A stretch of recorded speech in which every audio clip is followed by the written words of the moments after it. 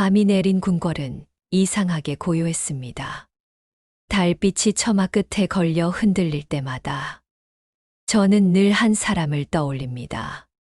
장녹수, 조선의 기록에서 가장 오래 남은 이름 중 하나죠. 그녀를 말하면 사람들은 먼저 이렇게 말합니다. 악녀다, 요부다, 왕을 망친 여자다. 하지만 저는 묻고 싶었습니다. 그녀는 정말 악녀였을까요? 아니면 단지 그 시대가 감당하지 못한 여인이었을까요? 처음 장녹수를 본 것은 오래된 악공들의 기록에서였습니다. 전라도의 어느 장터에서 노래를 부르던 천민 소녀. 비 내리는 날에도 피리를 놓지 않던 여인. 그 음률에는 절박함이 있었고 삶을 버티려는 몸부림이 들렸습니다. 그녀의 피리 소리가 바람을 타고 궁궐 문 밖까지 흘러 들어갔다고 하죠. 왕의 귀에 닿기까지. 그 소리는 몇 겹의 담장을 넘었을 겁니다. 연산군이 그 소리를 처음 들은 날, 왕은 조용히 시선을 떨구며 말했다고 합니다.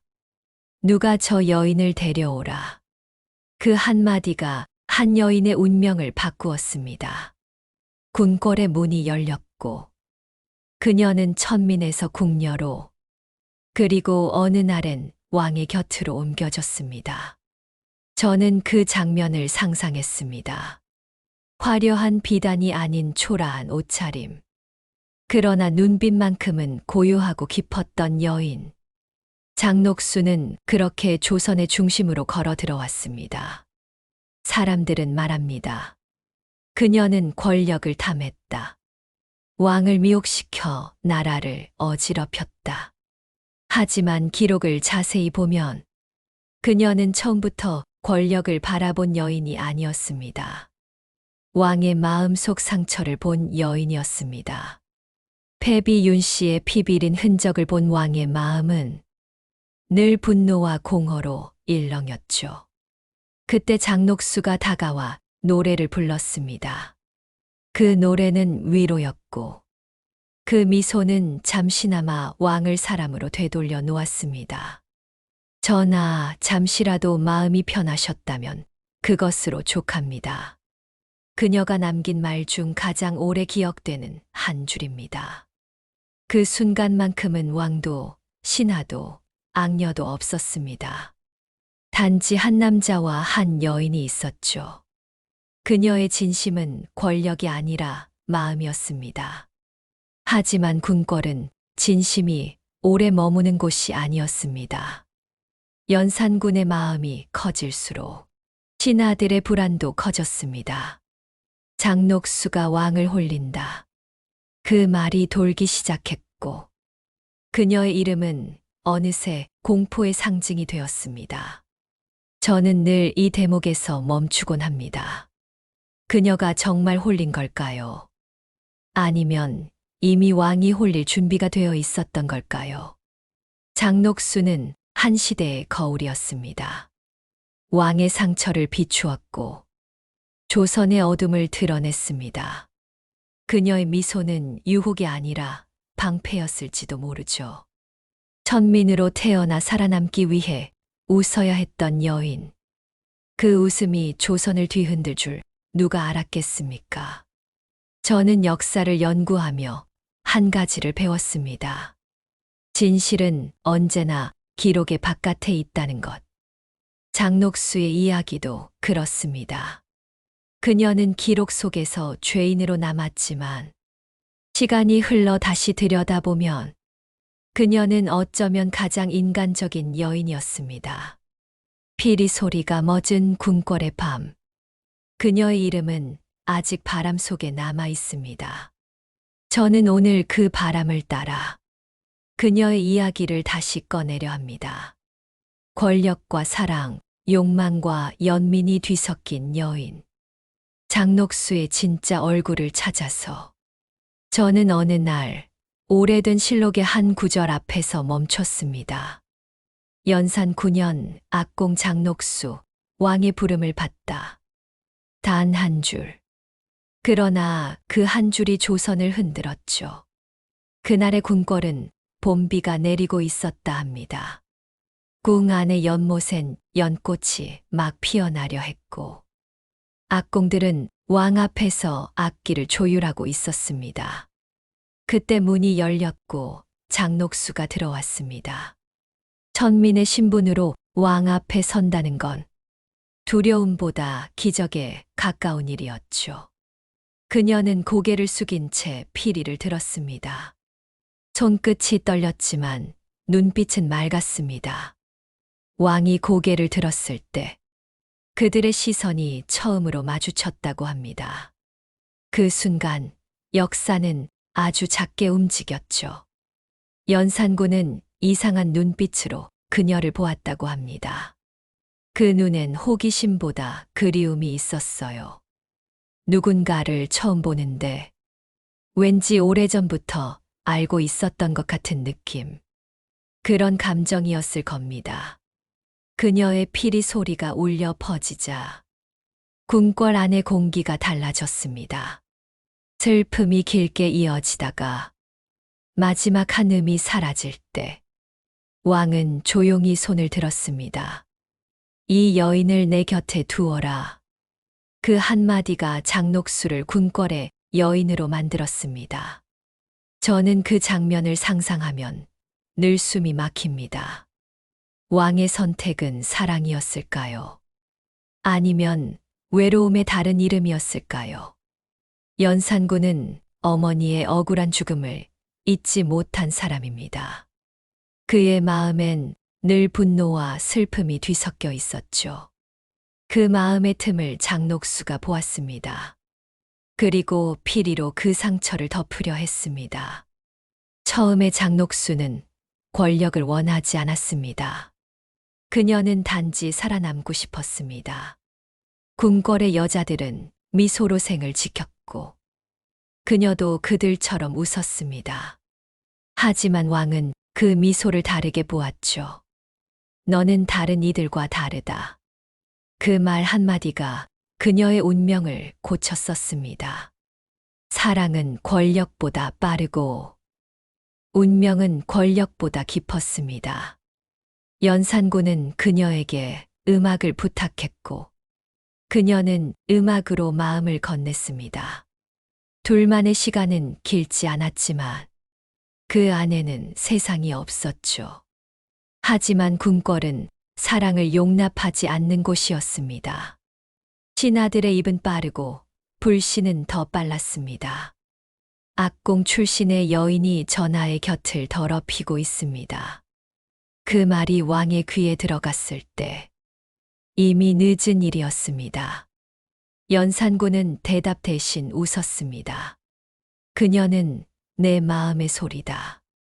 그날 이후 왕의 곁에는 늘 장녹수가 있었습니다. 아침의 차 향기 속에도 밤의 연등 불빛 속에도 그녀가 있었습니다. 사람들은 속삭였습니다. 왕이 녹수를 사랑한다. 그 말은 달콤했지만 동시에 위험했습니다. 저는 그들의 사랑이 무너진 이유를 이렇게 봅니다. 왕은 권력으로 사랑을 지키려 했고 장녹수는 사랑으로 권력을 감싸려 했습니다. 그 둘이 교차한 순간 사랑은 정으로 바뀌고 정은 의심으로 변했죠. 연산군은 그녀를 믿었지만 신하들은 왕을 믿지 않았습니다. 그 틈 사이에서 장녹수는 점점 다른 이름으로 불리기 시작했습니다. 악녀, 요부, 마녀.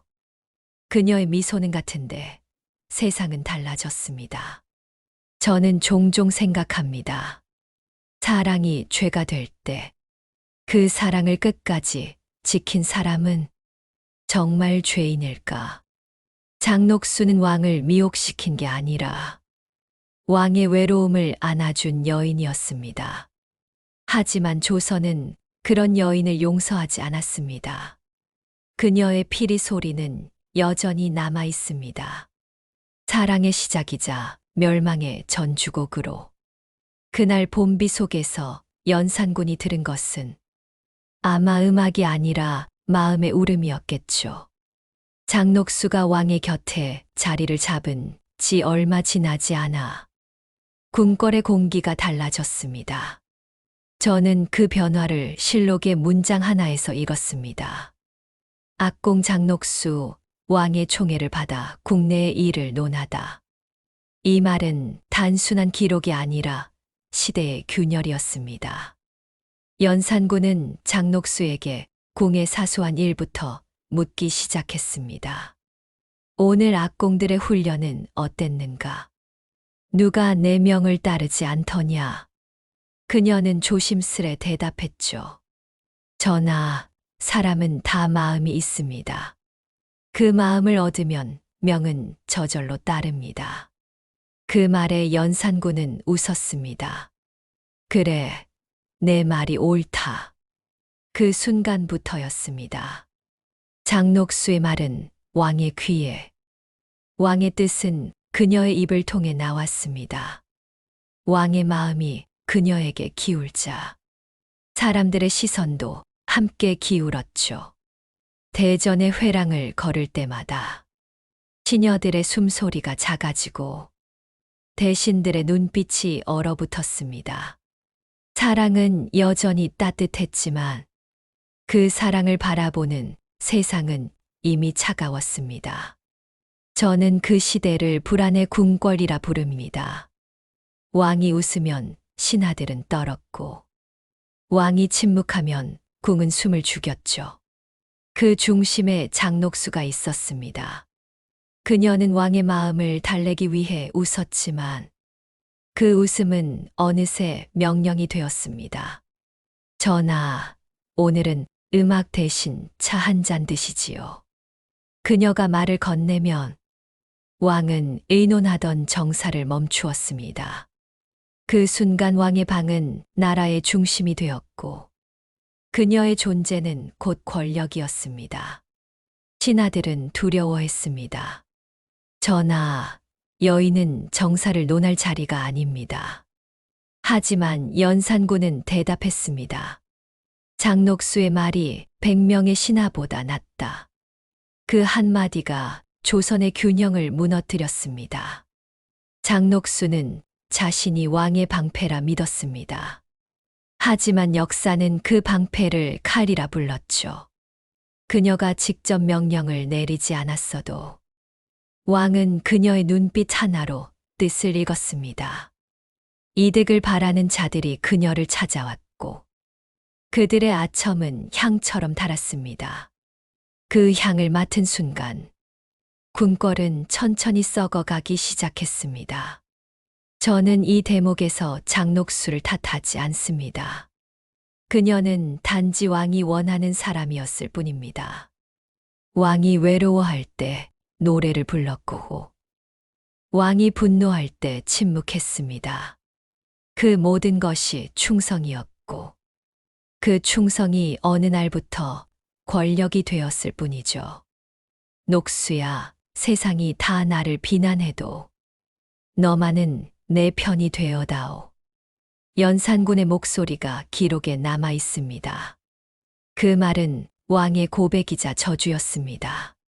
그녀는 그 말에 대답했습니다. 전하, 저는 언제나 전하의 곁에 있겠습니다. 그 약속이 그녀를 살리고 동시에 죽였습니다. 장녹수는 궁궐의 가장 높은 곳까지 올랐습니다. 천민의 딸이 왕의 옆자리에 앉았다는 사실은 그 자체로 조선의 질서를 뒤흔드는 일이었죠. 사람들은 분노했습니다.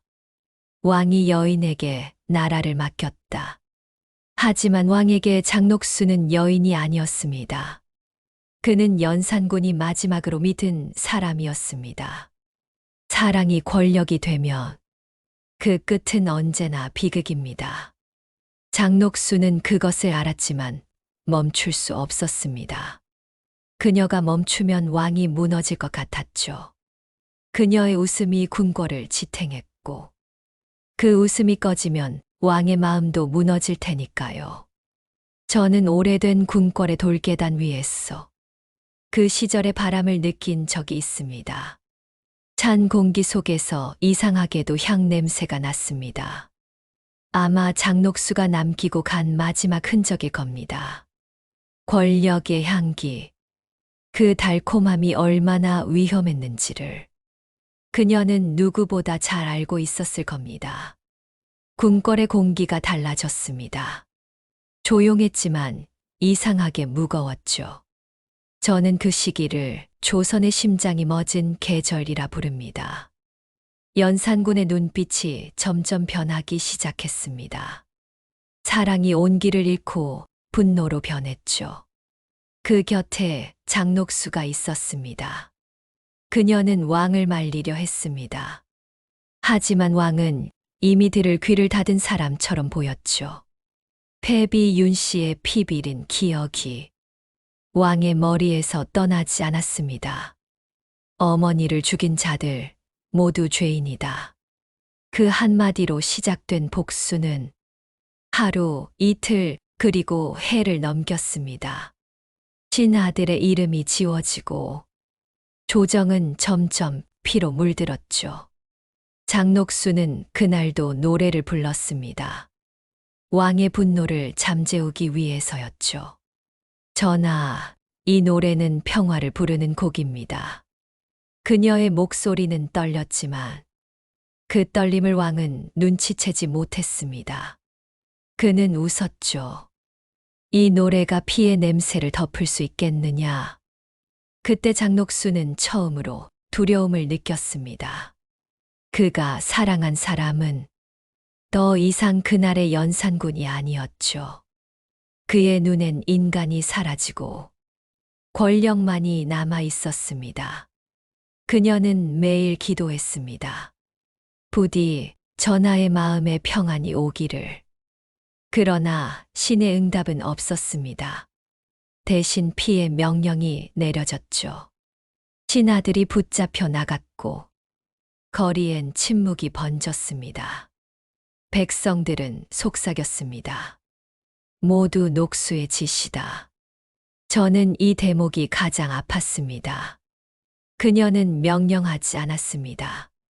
단지 곁에 있었을 뿐인데 사람들은 그녀의 이름을 피로 썼죠.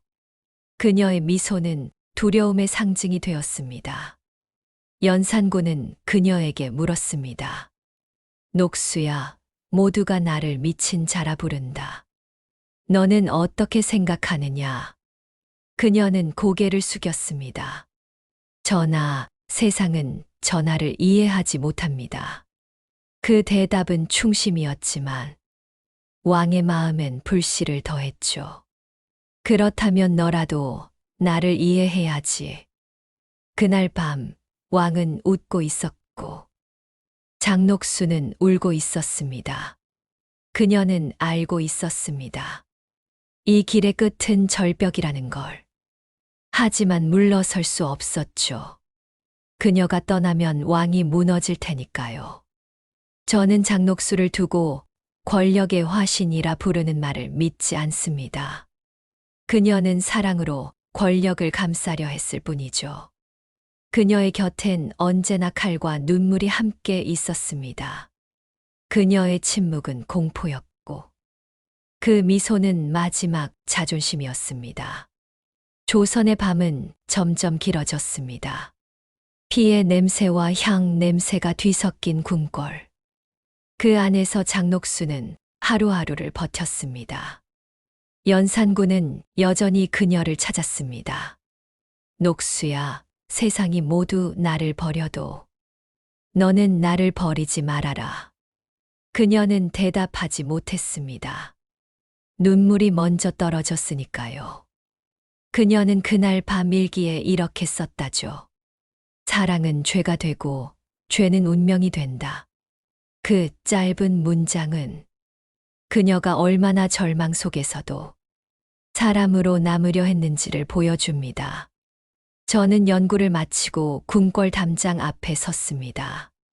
그곳에서 들려오는 바람이 이상하게 따뜻했습니다. 마치 누군가의 한숨 같았죠. 그 바람 속에서 그녀의 목소리가 들리는 듯 했습니다. 저는 단지 그 사람을 사랑했을 뿐입니다. 1506년 새벽의 궁궐은 이상할 만큼 고요했습니다. 새들도 울지 않았고 바람조차 멈춰 있었죠. 그날은 반정의 날이었습니다. 중종이 새 왕으로 세워지고 연산군은 폐위되던 날이었죠. 그리고 장녹수의 이름도 함께 사라졌습니다. 병사들이 그녀의 처소를 포위했을 때 장녹수는 이미 알고 있었습니다. 이제 모든 게 끝났다는 것을요. 그녀는 고요히 머리를 빗고 흰 옷을 입었습니다. 누군가는 그녀가 거울 앞에서 잠시 미소를 지었다고 기록했습니다. 그 미소는 두려움이 아닌 체념이었죠. 전하, 이제 제가 갑니다. 그녀가 마지막으로 남긴 말입니다. 왕은 이미 잡혀 끌려갔고 궁궐엔 아직도 향 냄새가 남아 있었다 합니다.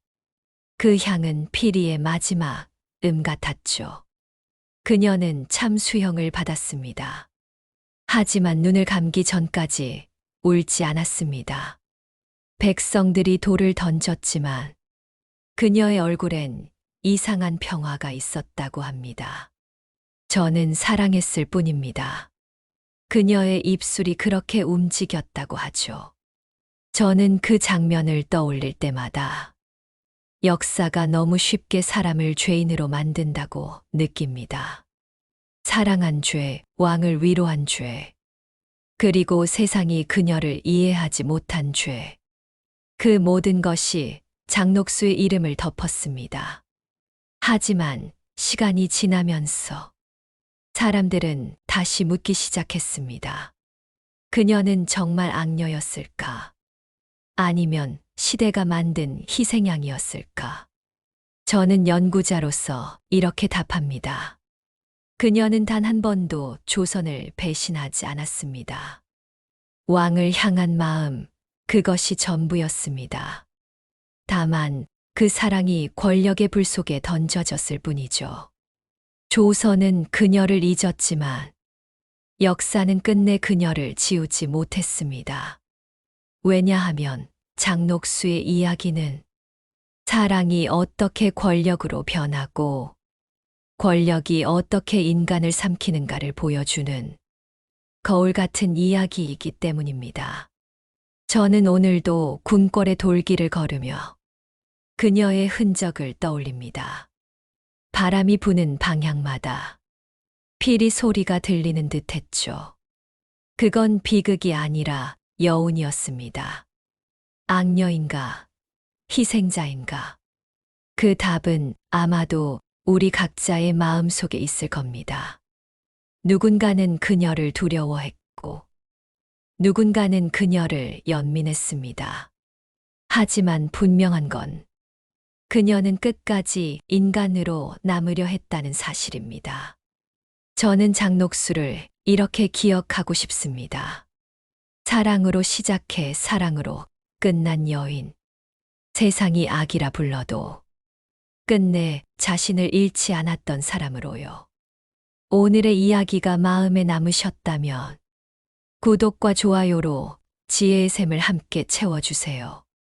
조선의 밤을 밝힌 여인, 장녹수의 피리 소리가 여러분의 마음에도 오래 남길 바랍니다.